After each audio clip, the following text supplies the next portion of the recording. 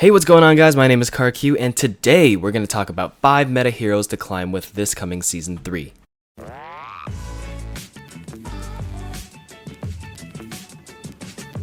Kicking things off at number 5 is ZENYATTA.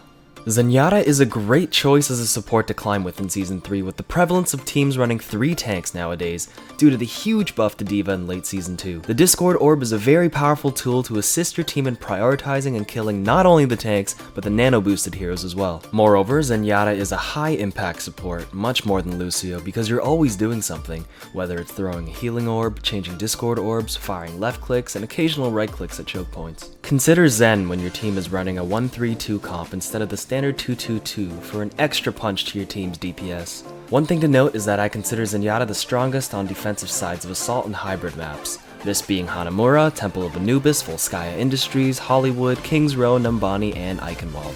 Just be careful of Ana's Biotic Grenade when you're transcending. Coming in at number 4 is ROADHOG. ROADHOG is always a solid solo queue choice because of his unparalleled ability to swing teamfight numbers in your favor with the ability to hook unsuspecting enemies. If you can master hooking hard to hit targets such as Genjis, Tracers, and high-flying Pharahs, you are a huge asset to your team. ROADHOG's Scrap Gun also does a surprisingly large amount of damage if all the pellets connect. Therefore, if there's no one to hook, don't be afraid to whittle down the enemy Reinhardt's shield. ROADHOG also has a built-in self-sustainability with his Take a Breather, making him such a versatile solo queue character as he can single-handedly take control of the game without relying on anybody else.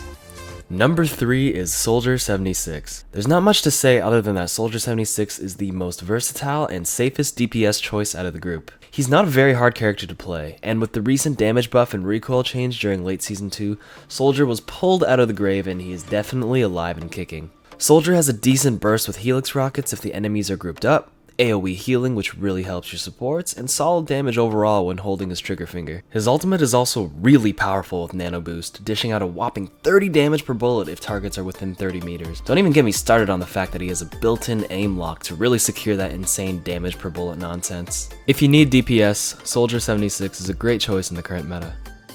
Sitting at the number 2 spot is the sharpshooting Ana. Ana is by far the most impactful support in the game. If you were questioning whether she was still a must pick after the nano boost nerf to the movement speed, I can assure you she is definitely still at least a 95% pick rate in the solo queue competitive meta. Why hasn't she seen a decline in play now that the common Reaper nano boost combo disappeared? The answer is actually within her Biotic Grenade used offensively.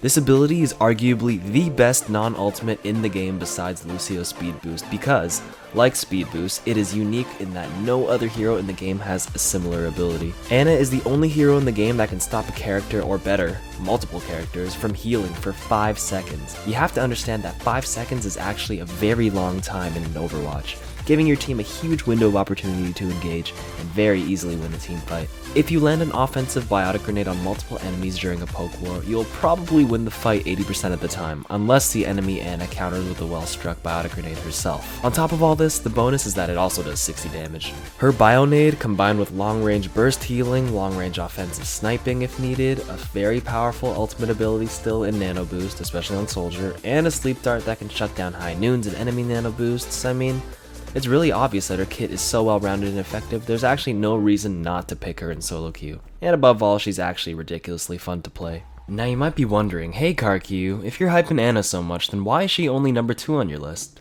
Well, my answer is because the number 1 meta hero to climb with this season is D.VA.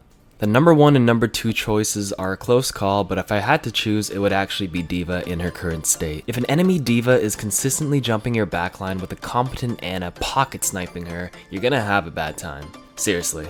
D.VA excels at disrupting a team's backline, soaking up damage, and can dish out damage up close if left alone. And to top it all off, she's actually tanky as hell and so hard to kill if she times her defense matrix correctly. Above all, what D.VA does is create space for her team. D.VA will always draw at least 2 people on her, giving room for the rest of your team to push or begin initiating on the enemy's front line. Although it's nice to get a 4 to 6 man ulti, you don't always have to use it and hold it to combo with the Zarya ult, for example. Her ultimate can efficiently be used as a zoning tool and can easily win final pushes of payloads when the enemy scrambles from the self-destructing mech.